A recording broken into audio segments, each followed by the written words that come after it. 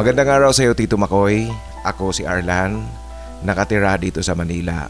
Isang online English teacher at isa ring digital marketer. Dati po akong nagtatrabaho sa isang call center bilang agent. Ngunit noong umusbong na ang kita ko sa pagiging online teacher at nahasa ko na rin ang digital marketing, nagdesisyon akong tumigil na sa pagiging call center agent at tumutok na lang sa aking online job. Isinilang ako sa probinsya ngunit lumaki dito sa Manila. Dalawa lang kaming magkapatid.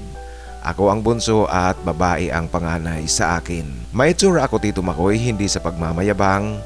Marami rin noon nagkakagusto sa aking babae. Toned ang pangangatawan ko kasi regular akong nag-i-exercise sa gym. Minsan naman sa bahay lang. Dahil maraming nagkakagusto sa aking babae, di ko rin talaga natakasan ang magkaroon ng karanasan sa babae. Ang kaso lang, Tito Makoy, mas gusto ko ang lalaki. Ipinanganak yata akong ganito, Tito Makoy. Alam niyo po, high school pa lang ako, alam ko nang may attraction ako sa kapwa lalaki. Ang mga kaibigan ko, lalaking lalaki sila lahat at karamihan sa kanila kagaya ko, may mga itsura talaga. Ngunit, Tito Makoy, wala akong kinatalo kahit isa man dito. Sa akin kasi, ang kaibigan ay kaibigan. Noong magretiro na sa trabaho ang mga magulang namin, mas ginusto nilang umuwi na sa probinsya at doon na mamalagi. Meron naman kasi kaming lupa at bahay doon. Inayos lang ito ng kaunti, kinumpleto ang mga gamit. Saka maluwang din, Tito Makoy, ang lupa namin, kulang-kulang ng kalahating ektarya. Ang kapatid ko naman, Tito Makoy, na babae, may pamilya na rin at mas ninais din nitong umuwi sa probinsya. Ang kanilang bahay ngayon ay katabi lang ng bahay ng mga magulang namin. Ngayon, Tito Makoy, sa pag-uwi nila sa probinsya, ako na lang ang naiwan dito sa Manila.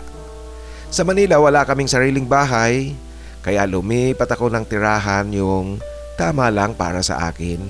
Mas maliit kaysa sa bahay na aming inuupahan noong kumpleto pa ang pamilya namin dito sa Manila. At alam nyo na po, palibhasa mag-isa ako dito, lagi akong nakababad sa internet. May access syempre sa mga social media, nag-i-explore ng gusto ko talaga. Alam nyo po, di maiwasang sa internet din ako nakatagpo ng lalaking magbibigay sa akin ng unang karanasan sa kapwa lalaki. Pwede kong sabihin, Tito Makoy, na late bloomer ako kasi ngayon lang ako sumubok sa ganitong sitwasyon. Sa Facebook, meron akong dummy account, liban sa legit na account ko. Sa dummy account ko sa Facebook, dito ko nakilala si Sipo sa Messenger. Sa una, Tito Makoy, na-curious ako kung bakit Sipo ang kanyang pangalan sa Facebook. Alam nyo na po, Tito Makoy, brand ito ng lighter. Sa aming palitan ng mga message, nagtatanong siya sa akin kung ano raw ang aking role. Alam mo, Tito Makoy, talagang hindi ako gaanong bilad sa mundong ito. Sa mundo ng mga nagtatagong kagaya ko, ang alam ko lang, ang pakiramdam ko ay attracted ako sa lalaki. Kaya hindi ko talaga alam ang ibig sabihin niya noong tanungin niya ako kung ano ang aking role. Sus naman, kunwari pa hindi alam. Ayan, Tito Makoy, ang reply sa akin ni Sipo noong sabihin kong hindi ko alam ang kanyang itinatanong. Hindi nga talaga kasi hindi naman ako gaanong nagbabasa ng mga conversation. Hindi ako gaanong bilad sa mundo natin. Kaya ano nga ba talaga ang ibig mong sabihin ng role? I-orient mo nga ako para naman maintindihan kita. Ayan, Tito Makoy, ang sagot ko sa kanya. At sumagot sa akin si Sipo na ang role na kanyang tinutukoy ay kung top or bottom daw ako. Ganoon ba yun? Alam mo, hindi ko alam kung ano ako.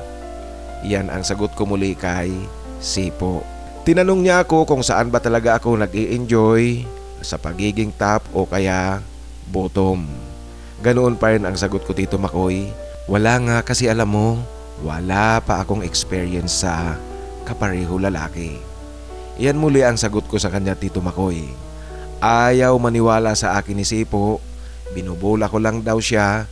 Ganoong pareho naman kaming dalawa, kaedad namin si Magellan at si Lapu-Lapu. Yan ang kanyang sagot sa akin, Tito Makoy, na tumatawa. Alam mo, Tito Makoy, sa aming pag-uusap, magaan nakausap itong si Sipo. Hindi siya presko kaya madaling nagkapalagayan kaming loob sa bawat isa sa una pa lang na pagchat-chat namin. Makalipas ang ilang araw, Tito Makoy, na aming pag-uusap sa Messenger, nagkasundo kaming magkita na. Ang usapan namin ay magkikita lang muna kami para lang malaman kung merong mabubuong liyab sa pakiramdam namin. Sa aming pagchat-chat, nagkasundo rin kami na kahit ano ang maging resulta, mananatili na kaming magkaibigan. At sa aming pagkikita, magkikwentuhan kami bilang magkaibigan. Liban pa dyan, Tito Makoy, meron akong kondisyon sa kanya na pagkatapos naming magkita, kung sakaling gusto niya ako, mag-message siya sa akin. At pag nag-reply ako sa kanya ng heart icon, ibig sabihin niyan, pareho kami may gusto sa bawat isa. Kung mag-reply naman ako na hug icon ang aking ipadala, ibig sabihin niyan, gusto ko siyang maging kaibigan. Dumating nga ang araw ng aming pagkikita, Tito Makoy. Alam niyo po, kinakabahan talaga ako ng husto kasi first time kong gagawin ito sa tanang buhay ko. Sana nga lang walang magawin ni isa man sa mga kaibigan ko doon sa lugar kung saan kami magkikita ni Sipo. Napag-usapan din namin, Tito Makoy, ang kulay ng damit na aming isusuot, ang description nito, at magtatawagan kami kung pareho kami nasa location na. Nung oras, Tito Makoy, na pareho na kami nasa location, nag-ring ang cellphone ko. Nagulat ako, Tito Makoy, kasi nasa harapan ko na pala itong si Sipo. Suot niya ang damit na sinabi niya sa akin kanyang susuotin sa aming pagkikita ngayon. Naging maganda ang takbo ng aming pag-uusap sa unang pagkikita. Mas nakilala namin ang isa't isa hanggang sa naghiwalay kami noong hapon na iyon para umuwi. At habang papauwi pa lang ako, Tito Makoy, noong hapon na iyon, kaagad na nag-message sa akin itong si Sipo. Nagtatanong siya kung pwede raw na magkita kami muli. Gaya ng usapan namin, Tito Makoy, nag-reply ako sa kanya ng heart icon kasi nga gusto ko rin siya. Magandang kausap, magandang lalaki rin itong si Sipo. Gusto ko talaga siya, Tito Makoy. Hindi ko na yan itatanggi pa. Dahil nga maganda ang aking impresyon sa kanya sa una naming pagkikita, kaya sa aming pag-uusap na ito, sa pangalawang pagkakataon na magkikita kami, naglakas loob na ako, Tito Makoy, na imbitahin na lang siya dito sa bahay. Pinaghandaan ko talaga itong muli naming pagkikita sa bahay. Alam niyo po, nagpa-deliver pa ako ng pizza habang naghihintay kay Sipo. Maya't maya nga ay dumating na ito. Alam mo, Tito Makoy, ngayon, mas tumingkad ang kanyang pagiging magandang lalaki. At ang kanyang perfume na gamit, Tito Makoy, ay yung perfume na gusto ko talaga ang amoy. Pagpasok niya sa bahay, siya na mismo ang nag-lock ng main door ng bahay. At walang ano-ano, Tito Makoy, niyakap kaagad ako. Merienda muna kaya tayo? Yan ang wika ko sa kanya. Hindi, mamaya na. Ibang merienda muna ang gawin natin. Ito, Tito Makoy, ang wika niya sa akin na nagpakaba talaga sa akin kasi nga first time ko ito, Tito Makoy. Virgin pa ako, Tito Makoy. Kaya hindi ko alam kung paano talaga. Subalit nai-excite nga ako sa kanyang mga payakap-yakap sa akin at pahalik-halik. Total, alam ko naman na ito rin ang pupuntahan ng aming muling pagtatagpo. Kaya kahit na kinakabahan ako, Tito Makoy, sumabay ako sa kanya. At ang kabahan na aking nararamdaman ay napalitan ito ng pananabik sa tindi ng kakaibang kasiyahang nararamdaman ko ngayon sa pribadong oras namin ni Sipo. Sa pag-uumpisa, Tito Makoy, ng aming labing-labing na ginagawa, di ko kayang ilarawan ang kanyang pagmumukha. Magkahalong may pagkabarumbado at namumungay ang kanyang mga mata. Liban pa dyan, Tito Makoy, magaling itong si Sipo. Alam na alam niya ang kanyang dapat gawin para masiyahan ang kanyang kapareha. Kaya naman, Tito Makoy, noong oras na iyon, maluwalhati naming nadala ang aming mga sarili sa tuktok ng kasiyahan. Ganoon pala ang pakiramdam kung ang kapareha mo ay kapwa lalaki.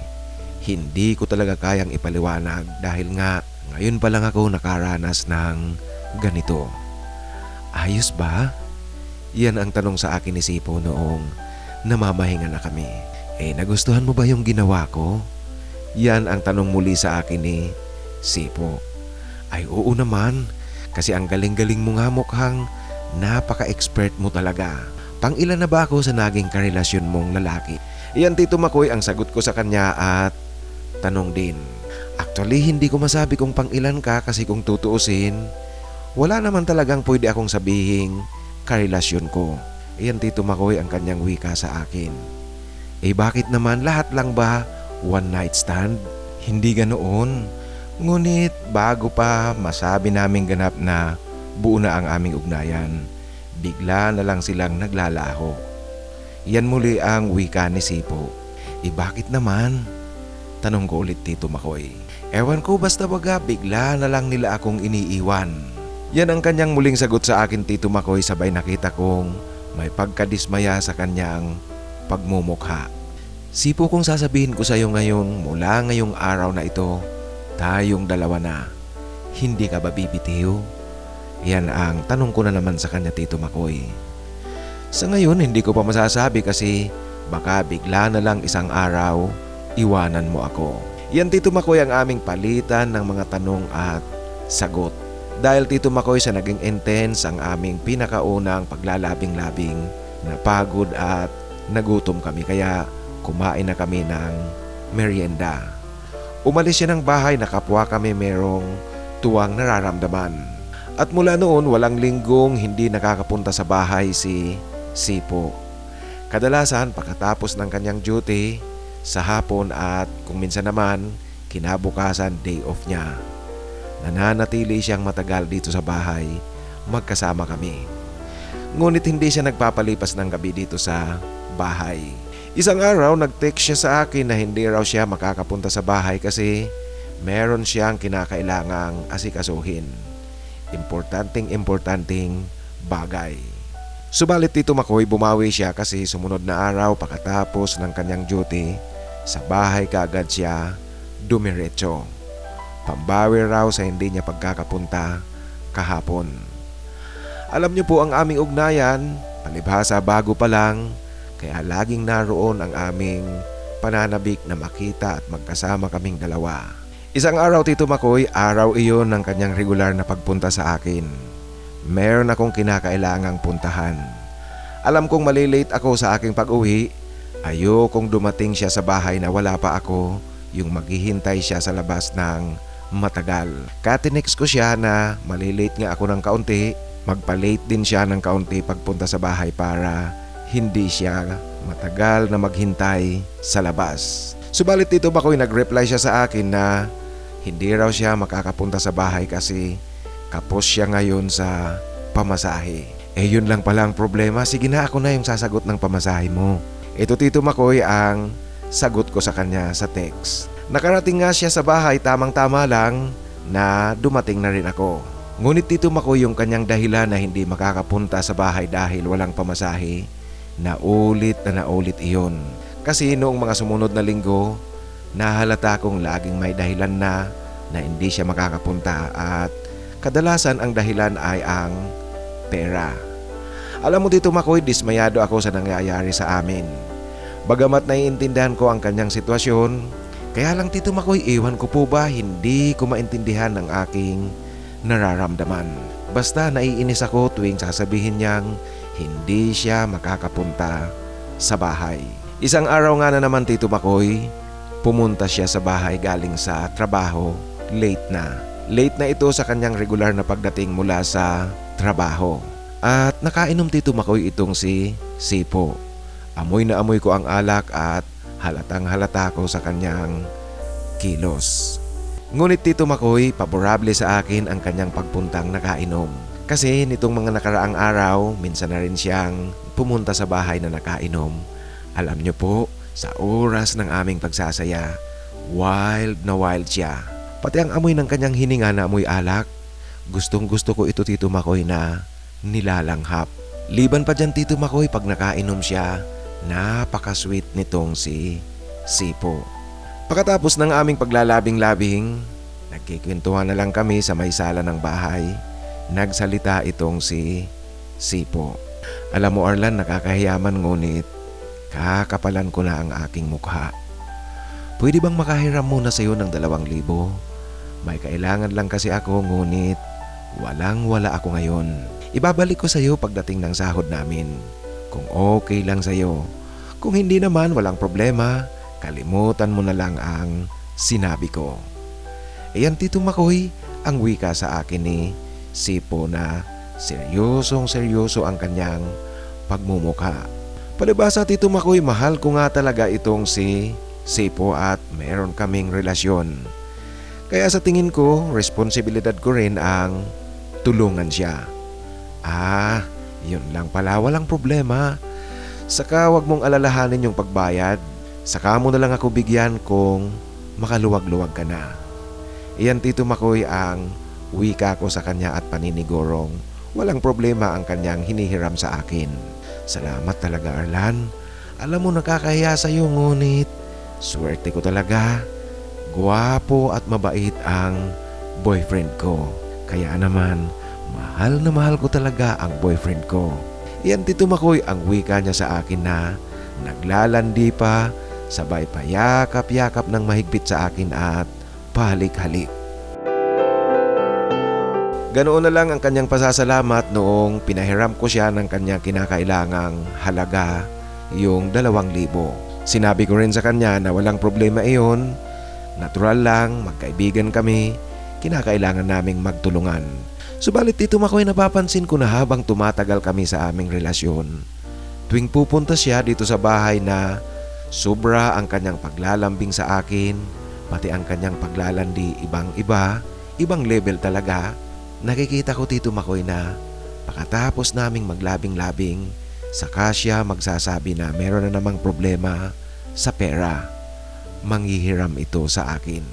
Alam mo Tito Makoy, tiningnan ko ang mga nakaraan, yung mga nanghiram siya sa akin, lahat na kanyang perang hiniram sa akin, hindi niya pa nababayaran lahat.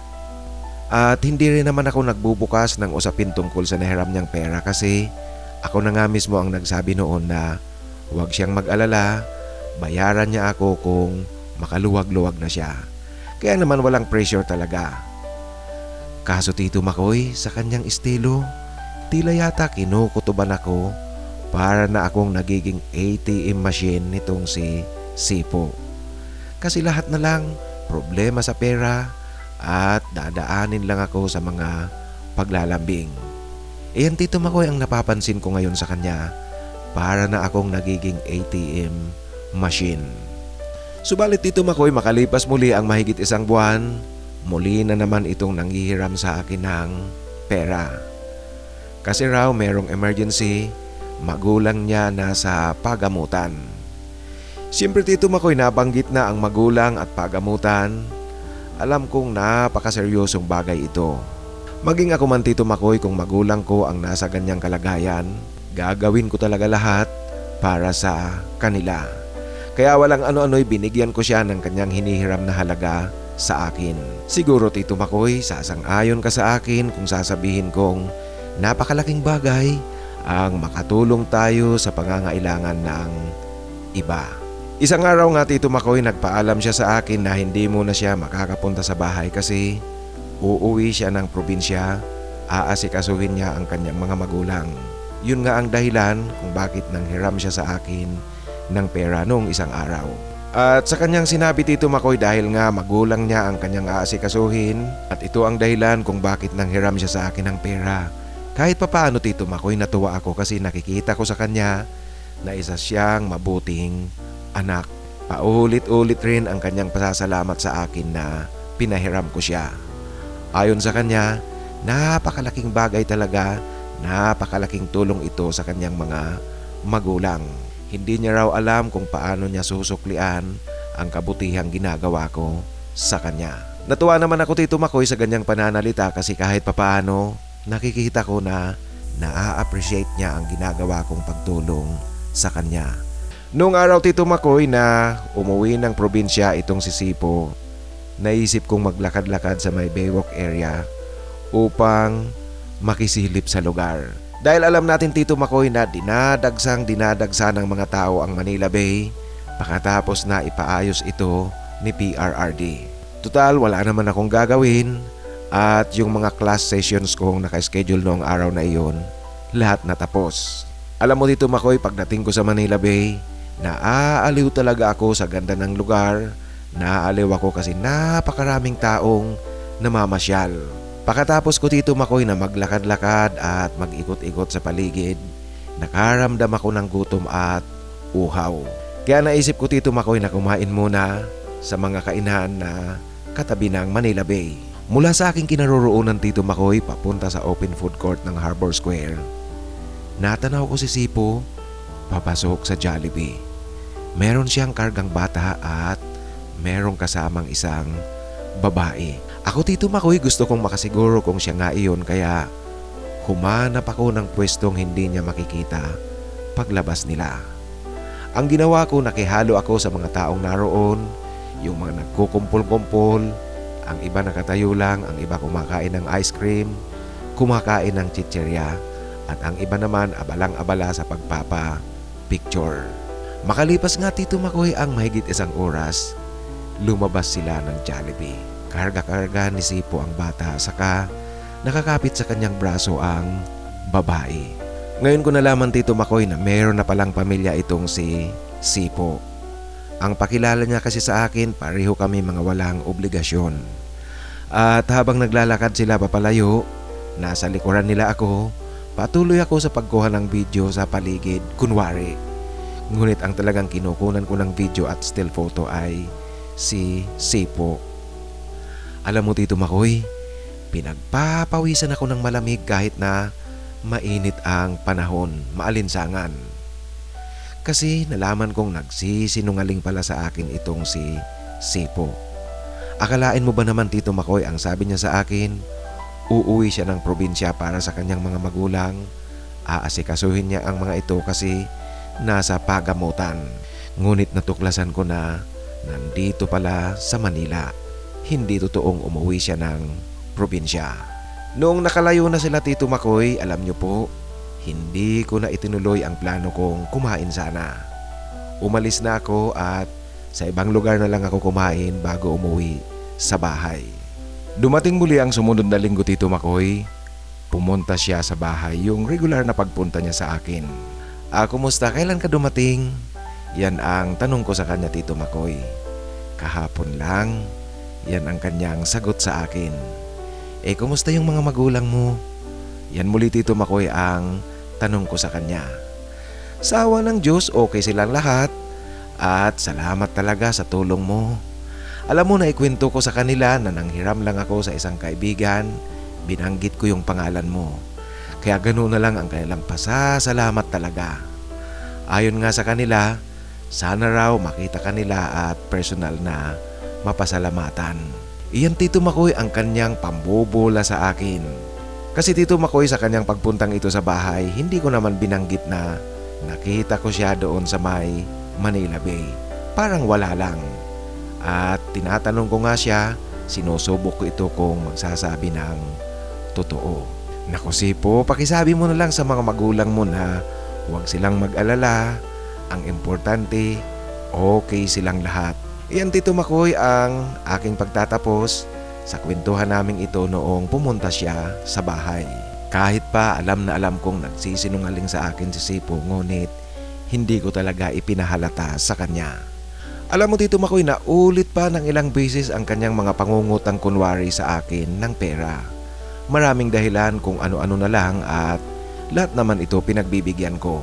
Makalipas ang ilang buwan Tito Makoy, matapos kong pag-isipan ang sitwasyon ng aming relasyon, pumunta siya sa bahay sa kanyang regular na pagpunta sa akin. Nagme-merienda kami doon at habang kumakain kami ng pinadeliver kong pagkain, Sipo, siya nga pala. Uuwi muna ako ng probinsya, bakasyon muna ako doon ng ilang araw kasi pamamahalaan ko ang pagpaparenovate ng bahay namin doon. Yan Tito Makoy ang wika ko sa kanya. Talaga? Ilang araw ka bang mawawala? Pwede bang sumama ako?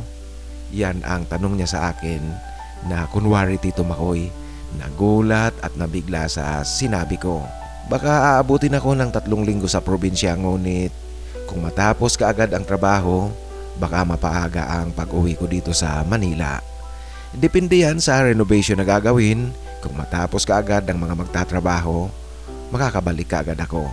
Alam mo, mas maigi siguro na sa sunod ka na lang sa akin sumama kasi sigurado akong ayos na ang silid na tutulugan natin. Yan Tito Makoy ang pagpapaliwanag ko sa kanya. Balik ka kaagad ha. Alam mo naman malungkot ako pag wala ka. Yan Tito Makoy ang wika niya sa akin sabay yumakap pa kunwari. Ang panahon na iyon Tito Makoy na ang pagkakaalam ni Sipo ay nasa probinsya ako, iyon yung araw na ginawa ko ng paglilipat ng tirahan. Sumapit nga ang mahigit 3 linggo, nakatanggap ako ng message mula kay Sipo. Nagtatanong ito sa akin kung kailan raw ako babalik sa Manila at namimiss niya raw ako Tito Makoy. Ang sagot ko naman sa kanya, hindi ko pa alam kasi nga ang dami pang kinakailangang gawin dito sa bahay na ipinapaayos. Kaya hindi ko pa alam kung kailan ako makakabalik sa Manila. Bakit naman ang tagal? Alam mo na, namimiss kita. Kaya dalian mo na, balik ka na dito sa Manila. Yan Tito Makoy ang kanyang pambobola pa sa akin. Hintay nang hintay sa akin si Sipo na makatanggap ng tawag kung kailan ako babalik ng Manila. Ngunit Tito Makoy, alam nyo naman po na lumipat lang ako ng tirahan, nandito ako sa Manila, kaya hindi siya nakakatanggap sa akin ng tawag kung kailan ako babalik sa Manila. At noong mahigit na ngang 1 buwan, nag-message ito muli sa akin. Nagtatanong muli siya kung kailan ba ako darating sa Manila. Alam mo Tito Makoy, ang ginawa ko, tinawagan ko na siya at kinausap talaga ng masinsinan. Alam mo Sipo, siguro naman ramdam mo kung gaano kita kamahal, ramdam na ramdam ko ang pagmamahal, kung pagmamahal ang pag-uusapan natin. Kasi ikaw ang unang karelasyon ko, espesyal na espesyal ka sa akin. Ang totoo niyan, hindi ko talaga alam kung paano ako haharap sa sitwasyon na wala ka sa akin. Kaya lang Sipo, meron akong sama ng loob sa iyo kasi sinaktan mo ako. Maraming bisis kang nagsisinungaling at nagsinungaling sa akin. Unang-una, ang sabi mo sa akin wala kang responsibilidad. Pareho tayo binata. Nalaman ko na meron ka palang pamilya. Kung noon pa sinabi mo sa akin na meron ka ng pamilya, alam mo magiging magkaibigan pa rin tayo. Ngunit walang romantikong relasyong mamamagitan sa atin. Dahil nga ayokong masira ang pamilya mo.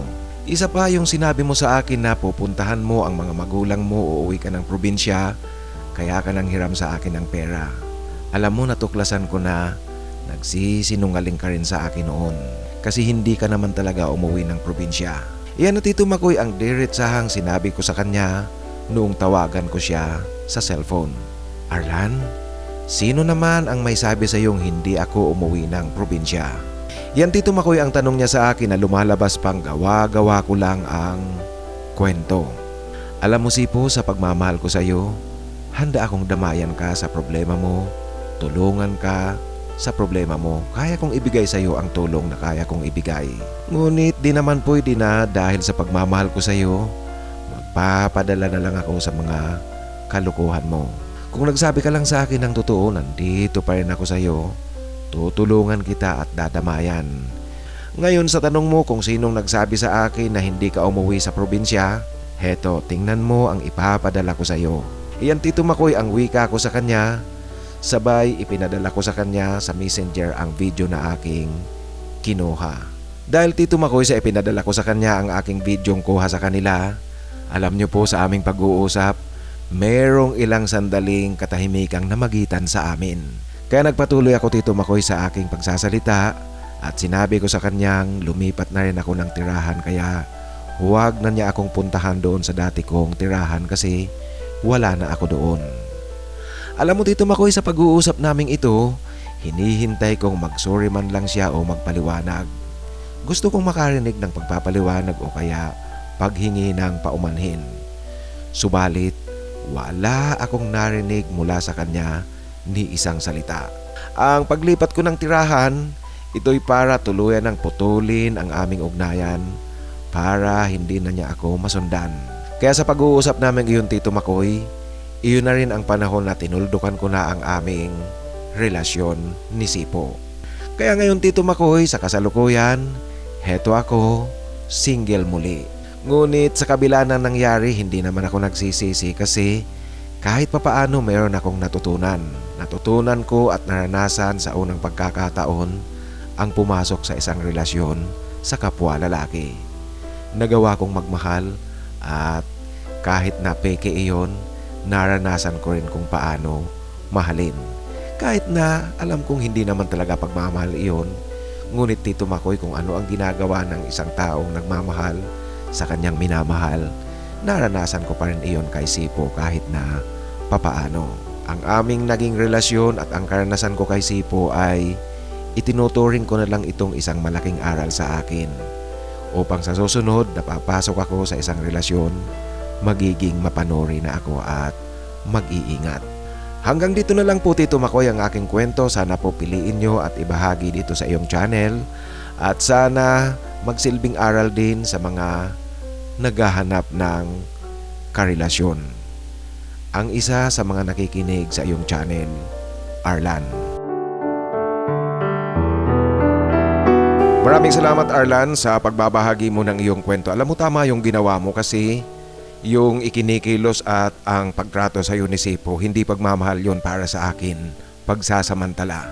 Tandaan natin mga kaibigan na kahit pa gaano natin kamahal ang isang tao, palagi nating tingnan ang sitwasyon kung paano ba o ano ang isinusukli sa atin ng kabutihang ginagawa natin sa isang tao, paano niya sinusuklian ang ating pagmamahal at pagmamalasakit.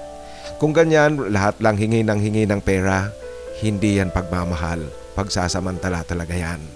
Tandaan natin na ang una-unang dapat mahalin natin ay ang ating mga sarili. Kasi pag minahal natin ang ating sarili, iningatan natin, ultimately, ang makikinabang niyan ay yung mga mahal natin na nagmamahal din sa atin. Sa muli Arlan, maraming salamat at tama ang ginawa mo. Ngayon mga kaibigan, sa ating shoutout, kakaunti lang ang nagpapa-shoutout doon sa sinusundang upload nito. Yung sumakabilang tahanan, sa asawa pa rin ang hantungan. Shoutout ngayon sa ating kapatid. First time niyang magpa-shoutout from Bakakay, Albay. O Bicolano, Oragon din ito. Shoutout kay Pinoy Clip Hub. Maraming salamat Pinoy Clip Hub ng Bagakay, Albay. Maraming salamat sa tuloy-tuloy na pakikinig at suporta at shoutout sa inyong lahat dyan sa Bakakay, Albay, mga Oragon. Shoutout sa inyong lahat. At ang ating kapatid na nasa South Korea, si Joffer, shoutout muli sa iyo Joffer at maraming salamat sa tuloy-tuloy na pakikinig. Gusto ko rin i-shoutout ang ating kapatid na si Gloria Smooth. Si Glo, pasensya ka na Glo, inatake na naman ako ng katandaan. Saan ka nga ba dyan sa Tati? Ang natatandaan ko sa'yo parang nasa Illinois ka rin yata. Anyway Glo, maraming salamat, shoutout sa iyo at salamat sa tuloy-tuloy na suporta at pakikinig. Ngayon, ito po natatawa na naman ako dito sa kulitan ni na Timothy Gonzales at Bear for Love. Ang sabi ni Bear for Love, yung kanyang usual na nakakatuwang pagbati sa atin. Heyo, good evening everyone. Tapos, nag-reply si Timothy Gonzales, wow, present. Natatawa talaga ako, natutuwa ako dito sa kulitan ng dalawa. Kaya i-shoutout ko muli kayong dalawa, Timothy Gonzales at Bear for Love. At ang ating kapatid mga kaibigan na nasa Dubai, United Arab Emirates, si Adon Adon Vlogs. Shoutout sa iyo Adon Adon Vlogs at maraming salamat sa tuloy-tuloy na pakikinig. At sa ating mga hinahanapan ng forever ngayon mga kaibigan, ang aking babanggitin ay ang Team B.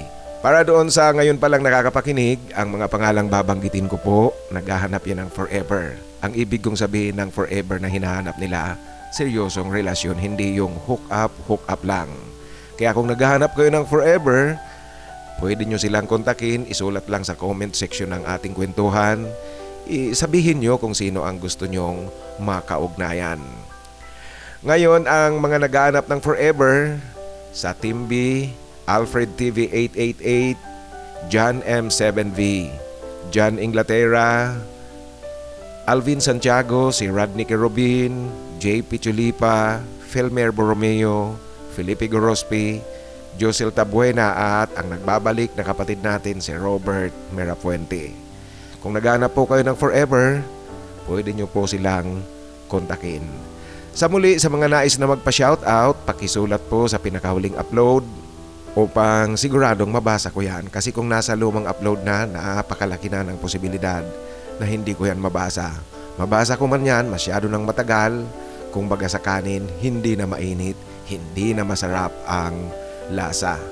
At sa mga nais namang magbahagi ng kanilang kwento, ipadala lang po sa aking email, titomarcos@yahoo.com.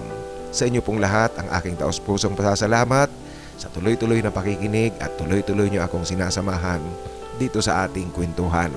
Mabuhay po kayong lahat at sumayin nyo sana ang biyaya, napakalaking biyaya galing sa itaas.